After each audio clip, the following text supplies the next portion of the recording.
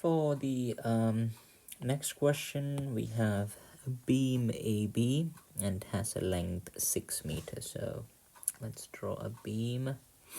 We know that the beam is AB. Now I would look for, is this beam uniform? Let's see. Yeah, there we go. I know the word uniform rod. That means all this weight of the beam is going to be in the center. It is 200 newtons, so do you think I should write 200 Gs? The answer is no, because it is the weight. They have already given us the force. It is not the mass.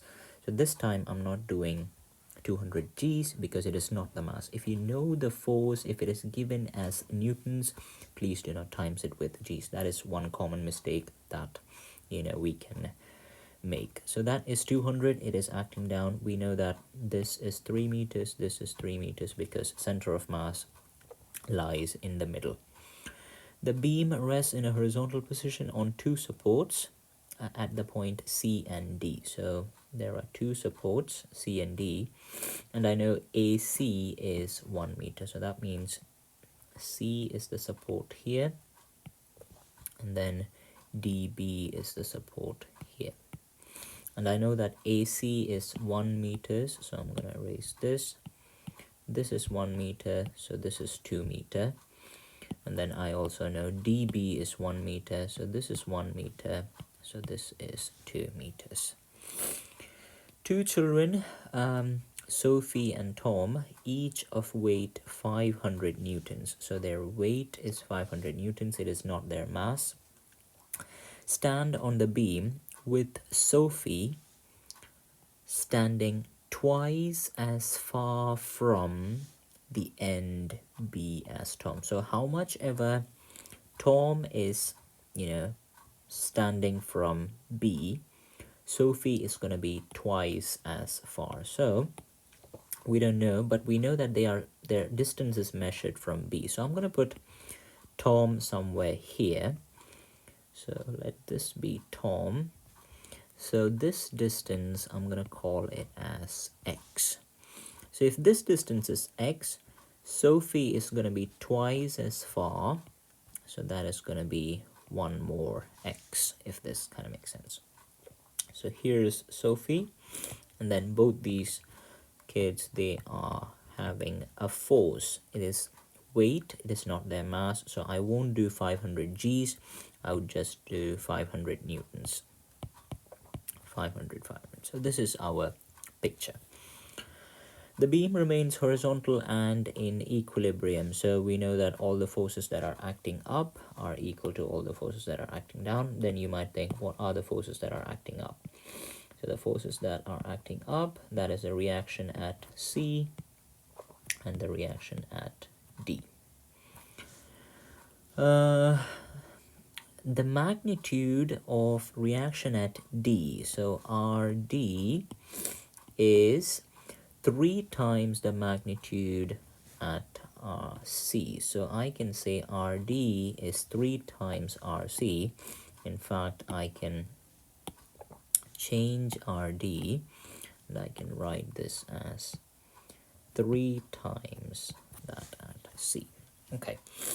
So because we know this is equilibrium, the first thing that you do, resolving the forces that are acting up and down, the forces that are going up, I have RC, I also have 3RC. Forces that are going down, I have 500, I have 500. Because I have made the 500 a bit bigger, please do not ignore the 200. When I was solving this question the first time, I ignored the 200 and I led me to a wrong calculation. So the 200 is there, it's just that it's a bit tiny, a little smaller. So we now have 4RC is 1200. That means RC is 300 newtons. So in this question, we actually got what is RC. So it was worth our time resolving it up and down. Right, but that's not the end of it. We need to find how far Tom is standing from the end B. So if you look at the picture, or how we designed it, Tom was here, Sophie is twice as far as Tom is standing. So that is the reason why this one is x, so twice as far as that, so that distance would be 2x. So that is how we have put it. So now the question is, so we've resolved the forces. Next thing that we should do, take moments, but the big question is, where do we take the moments about? Well, if I take the moments about here, then I will have to figure out what this distance is, which is a bit messy for me. If I take, again, moments about here, then I will have to find, no, I just don't like that idea. It's a bit complicated for me. I would like to take moments here. Why? Because then I know that this is 1, so that is easy to calculate. I know that this distance is x, that moment would be easy to calculate. And then I can do this distance, because that is 2 plus 1, so that is 3. That moment is easy to calculate. I can do this one, because this distance is 2x, that is easy to calculate. And then this, and then, so if I take the moment about b, that is a bit easy for me to calculate. I don't like C and D. That for me, that makes it more complicated. So I'm going to choose B as the point for the particular reason that it helps me get to the x in one piece rather than breaking the x again. So taking moments about B, now that we know what RC is, let's just make this a bit smaller. We'll just keep it there. So taking moments about B, we can now say, so all the moments that are going in the anti-clockwise, so this is anti-clockwise, this is anti-clockwise. I'm sorry, those two are clockwise. I should have said the other way around.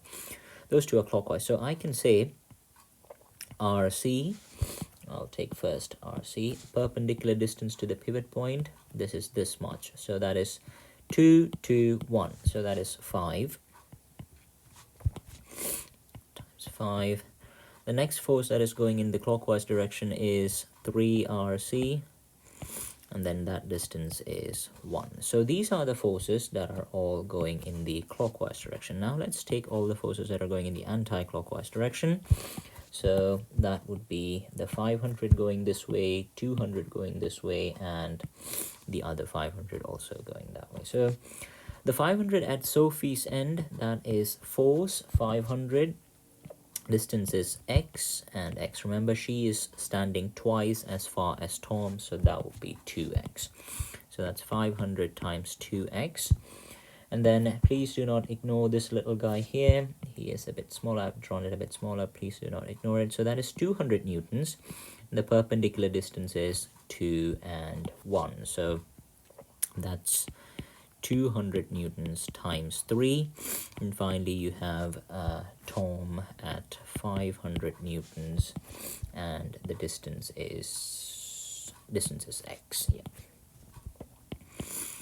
So we now have 5RC plus 3RC equals, that's 1,000, that's a 600. Oh, 1000x, sorry, 1000x, and this is a 500x. So you have 8RC equals 1500x plus 600. RC we know is 300, so 8 times 300, that will be 2400 equals 1500x plus 600. Solving this, we can say 1500 x would be equal to 1800, x would be equal to 18 over 15. That should be 1.2, so x is equal to 1.2 meters. So Tom is actually standing 1.2 meters away from B. things to remember in this question. So when you have a beam, the first thing I would look for is check if it is uniform. So that would kind of help me to draw the mass at the center from the beginning, and then divide the beam into two equal halves as well. In this question, the weight of the beam is given, so please do not write 200 Gs, it is just 200. If the mass is 200 kilograms, then I would times it with the G force. Same thing goes with the weight of the children as well. It is 500 newtons, it is not 500 kilograms, so I am not timesing it with Gs, I am writing the weight as it is. Now in this diagram, how you make the diagram will decide the fate of this question. If you make it really messy, it will be really hard to see what is actually happening. But if you make it a bit nice and clean, that will be a bit more easier. A tip I would give is try to make, if there are so many forces acting down, you can put them at different levels so that the forces are easy to visualize, but please do not ignore these little 200s, although it might be a bit different. Then where do I take the moments? Yeah, the key part in this question is if you take the moment about B, that makes lives much easier, because then you have X, that just pops up as it is. We don't have to worry about it. Then you have a 2x, you have all those distances coming up as nice numbers. Whereas if you go for D, then the problem is we have to find what this distance is, and then you might have to call that as some y, and then call this one as x minus y, and that's a bit too complicated. I'm not saying it's going to be impossible. I mean, it's not impossible, but yeah, I don't want to break my brain doing that much. So yeah, if you do it that way, it's just about resolving the forces up and down, taking the moments about the right point, and then that's it. You have your answer.